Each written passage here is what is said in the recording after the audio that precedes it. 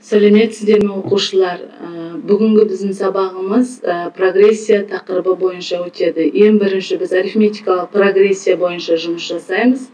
Ең бірінші сандар тізбегі 1, 2, 3, 4, яғни әр екінші саннан бастап кейінгі санға қандай да бір тұрақты санды қосқан кезде шығатын сандар тізбегін біз арифметикалық прогрессия деп атаймыз.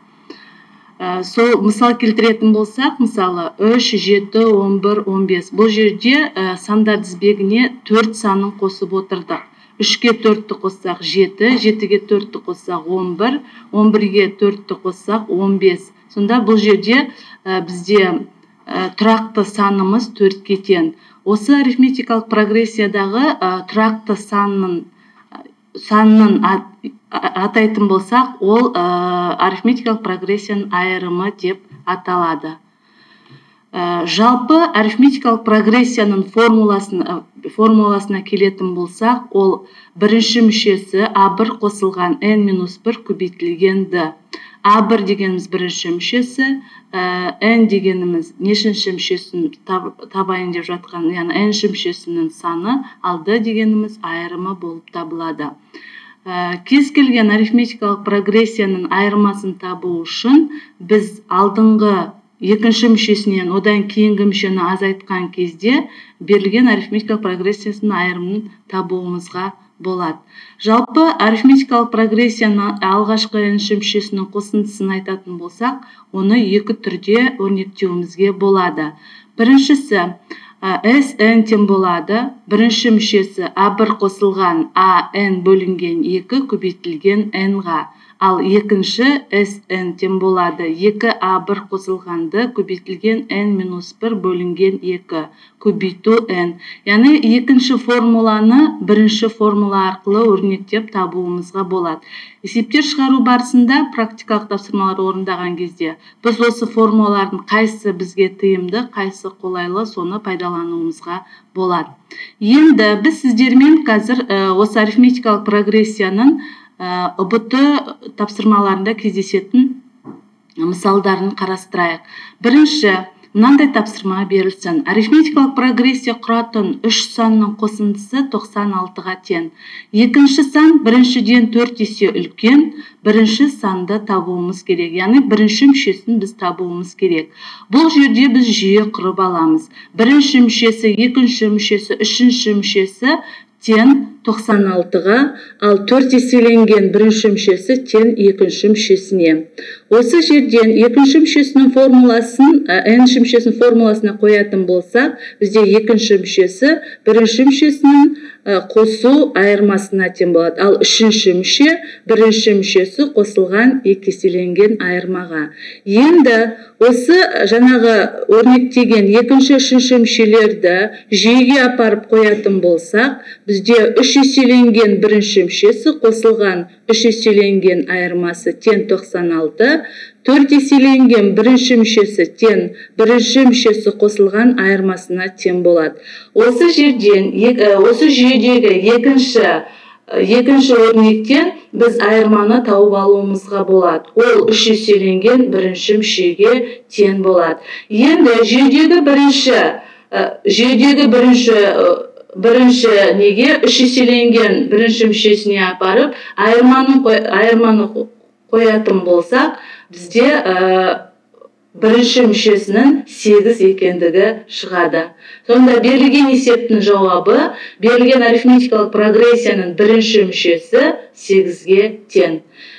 Келесі екінші есеп, арифметикалық прогрессияда 11-ші мүшесі 15-ге тең, ал бізге табу керек алғашқы 21 мүшесінің қосындысы.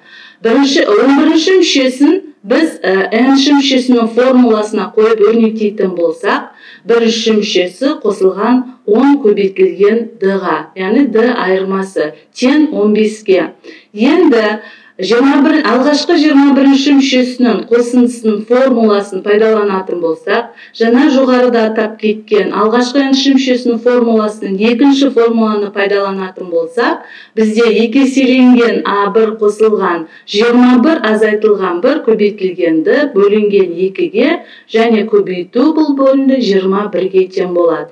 Енді жақшаны ашатын болсақ, біз екеселенген жақшаның ішінде бірінші мүшесі қосылған 10 көбейтілген д-ға бөлу 2-ге көбейту 21-ге.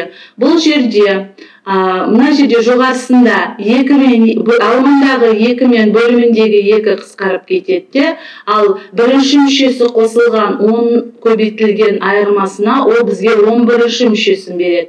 11-ші мүшесі бізде 15-ге тең, оны 21-ге көбейтетін болсақ, ол 315-ге тең болады. Сонда берілген арифметикалық прогрессияның алғашқы 21-ші мүшесінің қосындысы 315-ге тең болады.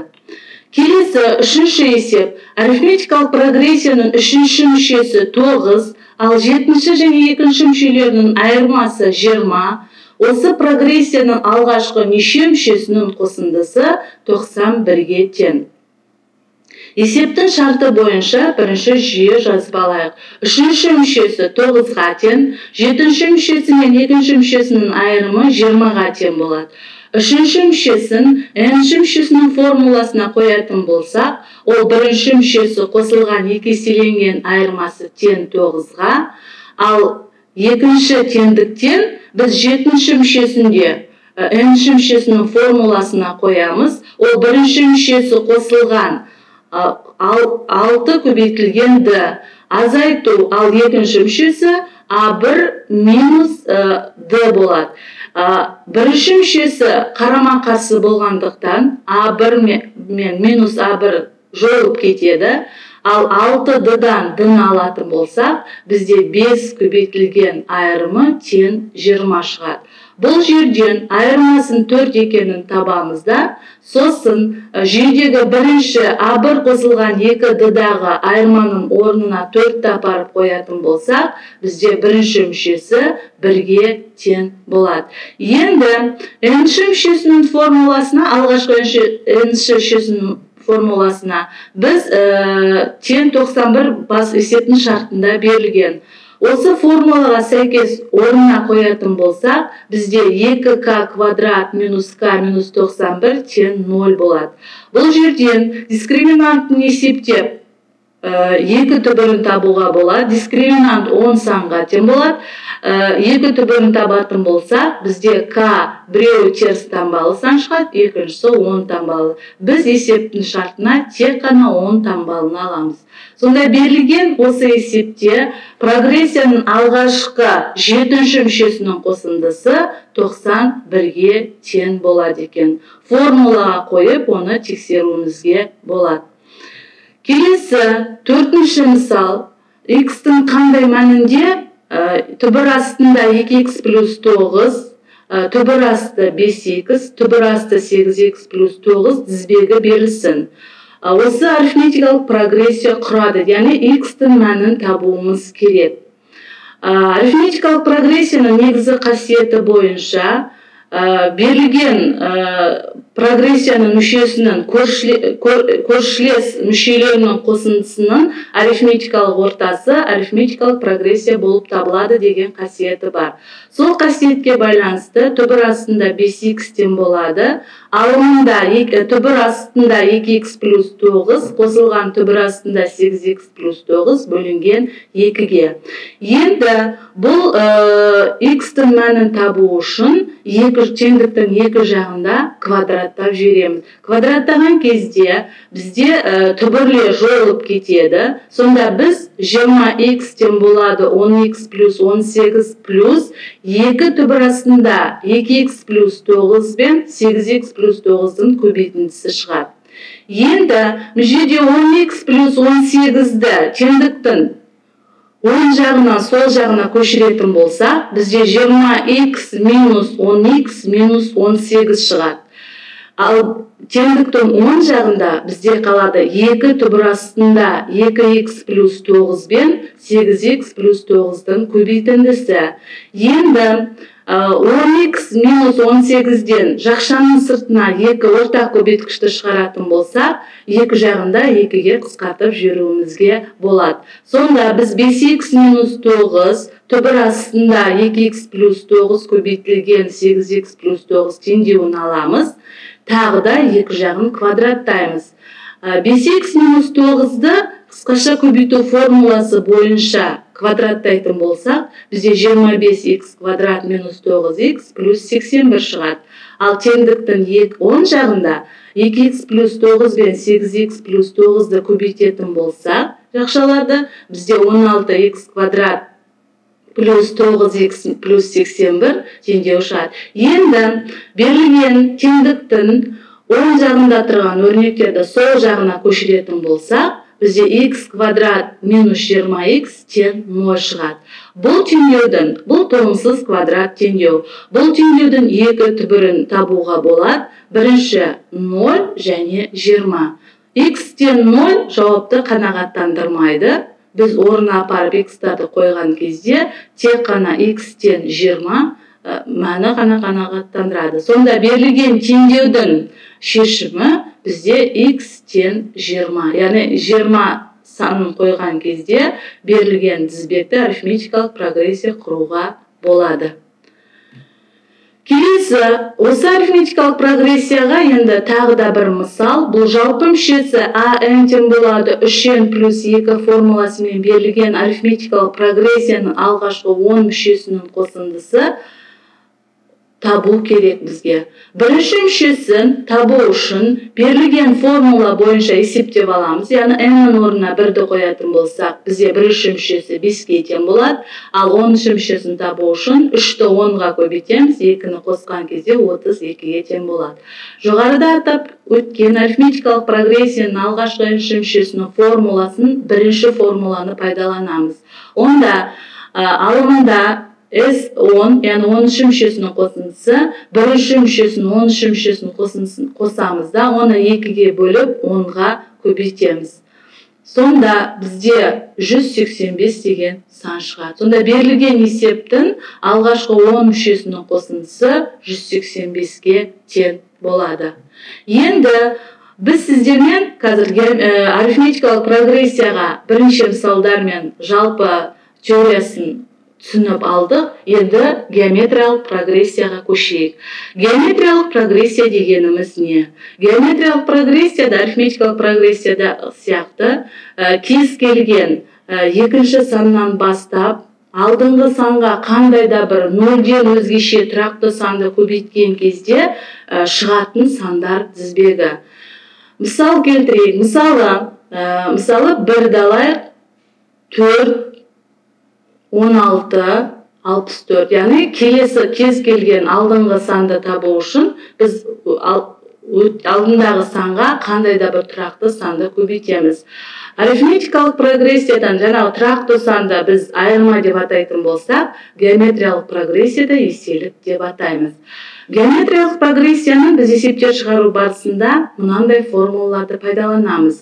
n-ші мүшесінің формуласы тең болады бірінші мүшесін еселігін n-1 дәрежесіне тең. Ал алғашқы n-ші мүшесінің қосындысы геометриялық прогрессияның bn көбейтілген q минус b1-ге және бөлімі q минус 1-ге тең болады.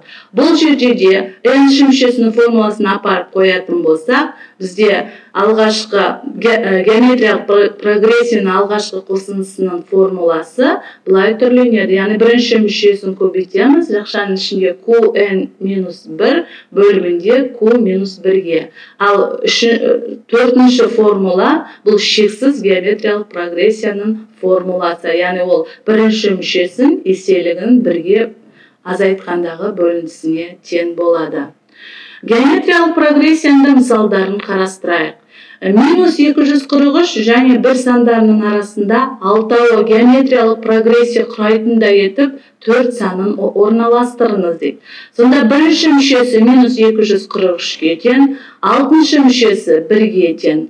Енді алтыншы мүшесінің формуласын жазатын болсақ, ол бірінші мүшесін еселігін дәрежесі 6-дан 1-ді азайтамыз. Яғни формулаға қойған кезде сонда 1 тең болады, минус 243 көбейтілген q-дың 5 дәрежесі. Осыдан q-дың 5 дәрежесін шығаратын болса, ол 1 бөлінген минус 243-ге тең болады. Осыдан 5-ші дәрежелі түбірдің астынан шығаратын болса, минус 243-тен 1-ді, онда бізде еселік минус 3-тен 1-ге тең. Енді екінші мүшесін табайық. Екінші мүшесін табу үшін біз бірінші мүшесін еселікке көбейтеміз. Сонда ол 81-ге тең болады. Үшінші мүшесін табу үшін 81-ді көбейтеміз, тағы да минус 3-тен 1-ге, ол минус 27-ге тең болады.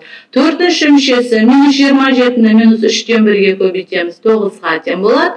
Бесінші мүшесі 9 көбейтілген минус 3-тен 1 тең болады минус 3-ге.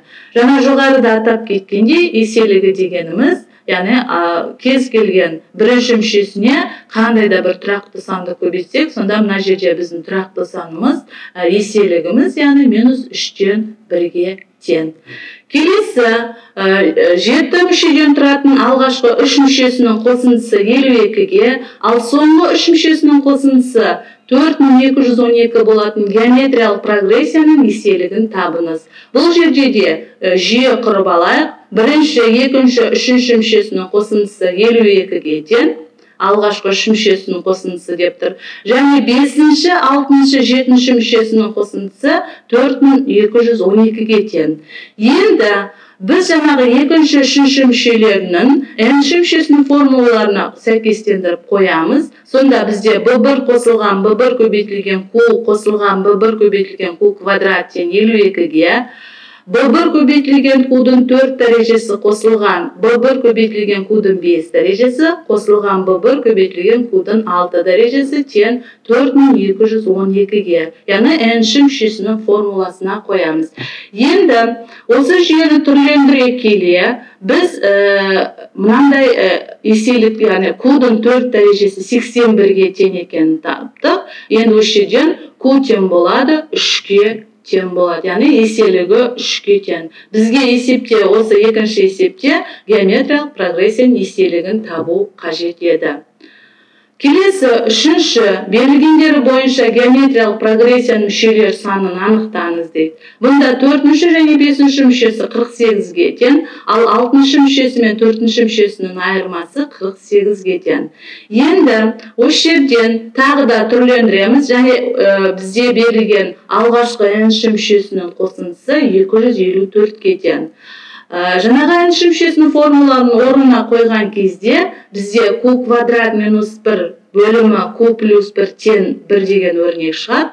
Осы жерден q квадрат минус 1-ді қысқаша көбейту формуласы бойынша түрлендіретін болсақ, екі жақшаға q плюс 1 мен q плюс 1 қысқарып кетеді. Сонда q минус 1 тең 1-ге, бұдан q еселігі тең 2-ге тең болады. Біз b1-ді тауып аламыз осы жерден, ол 2-ге тең болады. Енді n-ші мүшесінің алғашқы n-ші мүшесінің қосындысының геометриялық формуласына қоятын болсақ, бізде 254 тең болады. 2 көбейтілген жақшаның ішінде 2n минус 1 бөлімі 2 минус 1-ге. Бұдан 2-нің n дәрежесі тең 128-ге тең болады.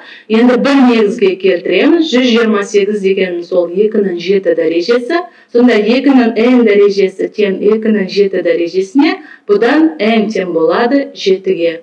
Осымен біз сабағымызды аяқтаймыз.